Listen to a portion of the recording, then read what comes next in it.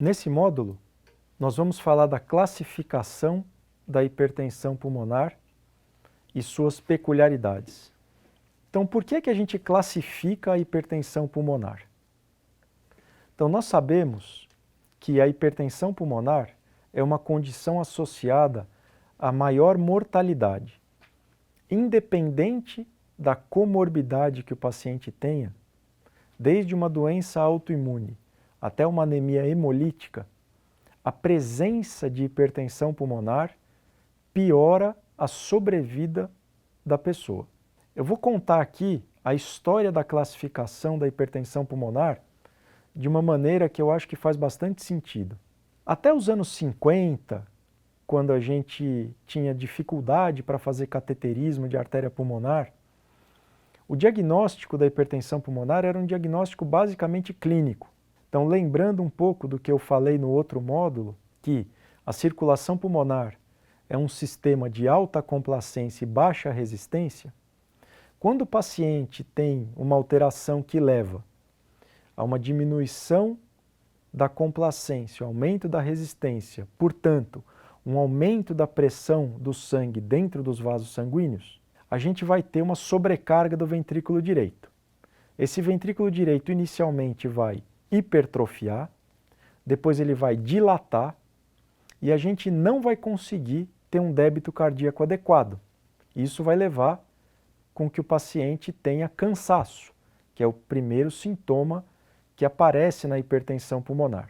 E como eu disse, até os anos 50, quando a gente não fazia diagnóstico invasivo de hipertensão pulmonar, pelo menos não fazia isso de rotina, o que a gente tinha eram pacientes que tinham uma clínica de insuficiência cardíaca.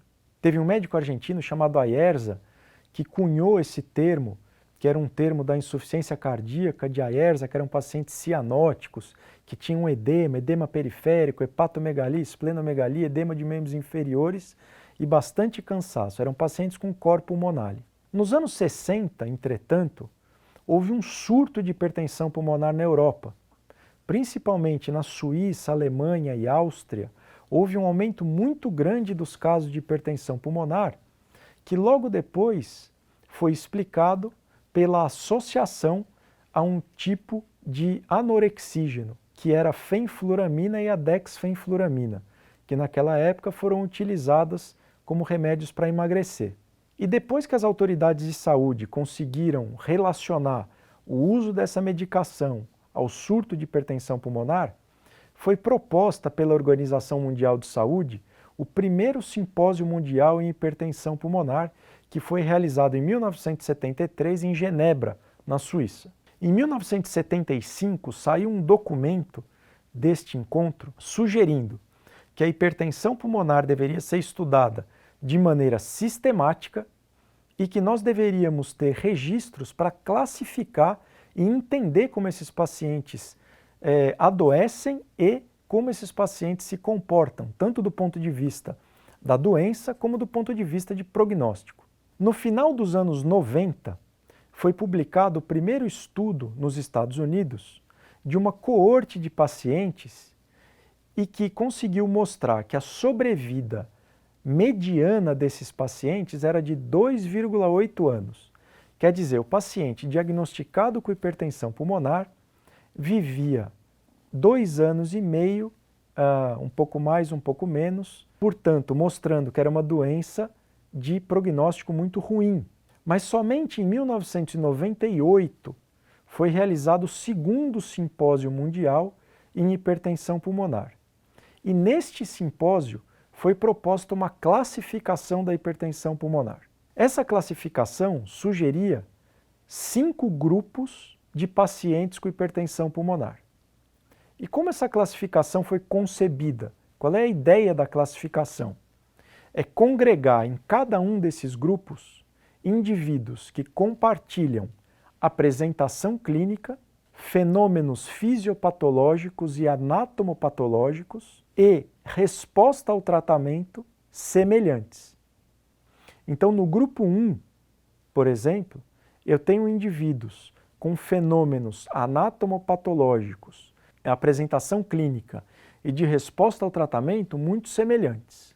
Então, eu já falei que existe um grupo 1, então eu vou falar que existem 5 grupos.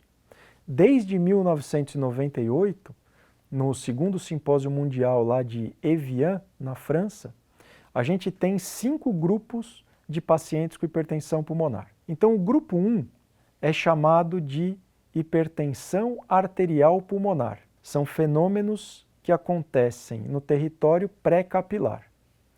O grupo 2 é o grupo de pacientes com doenças do coração esquerdo, ou seja, indivíduos que têm uma doença predominantemente do lado esquerdo, ou seja, no território pós-capilar, seja por uma insuficiência cardíaca do ventrículo esquerdo, seja por doenças valvares, que vão acometer a circulação pós-capilar.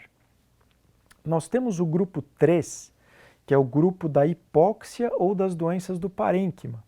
São pacientes com hipertensão pulmonar que têm alterações fibróticas ou alterações obstrutivas ou síndromes de hipoventilação que vão fazer com que a hipertensão pulmonar apareça. Nós temos o grupo 4, que é a hipertensão pulmonar associada a fenômenos tromboembólicos, como a hipertensão pulmonar tromboembólica crônica. E nós temos o grupo 5, que é o grupo de hipertensão pulmonar multifatorial ou não classificada nos outros grupos. Ou seja, nós ainda devemos dados de apresentação clínica, anatomia patológica, características fisiopatológicas e resposta ao tratamento que não se encaixam nos 4 grupos anteriores. Nós temos esses 5 grupos mantidos desde 1998 até 2008, no último simpósio mundial, o 6º simpósio, que foi realizado em Nice, na França também. Esses 5 grupos, a cada 5 anos, que é quando a gente tem os simpósios mundiais, eles podem sofrer algumas pequenas mudanças. Então, por exemplo, a hipertensão pulmonar associada à esquistossomose começou no grupo 4 como um fenômeno tromboembólico de obstrução vascular por ovos do esquistossoma, depois foi para o grupo 5 das doenças com fenômenos multifatoriais, até que hoje ela é classificada no grupo 1. As anemias hemolíticas eram do grupo 1 e passaram para o grupo 5. Então isso varia de tempo em tempo. A intenção aqui não é que ninguém decore quais doenças estão em cada grupo, mas sim entender a lógica da formação desses grupos. Então, de novo, os pacientes estão em cada grupo dependendo da sua apresentação clínica, dos fenômenos fisiopatológicos e achados anatomopatológicos subjacentes e de resposta ao tratamento. Então é assim que a gente monta os grupos. Eu gostaria de me concentrar brevemente em alguns comentários sobre grupo 1, que é o grupo da hipertensão arterial pulmonar. Neste grupo, nós temos pacientes com hipertensão arterial pulmonar idiopática, hipertensão arterial pulmonar familiar, previamente chamada de hereditária, associada ao uso de anorexígenos, associada a algumas infecções virais como HIV e hepatite, associada a doenças autoimunes e associada à esquistossomose, por exemplo. Então esses indivíduos, eles vão usar medicamentos específicos que nós vamos discutir nos próximos módulos.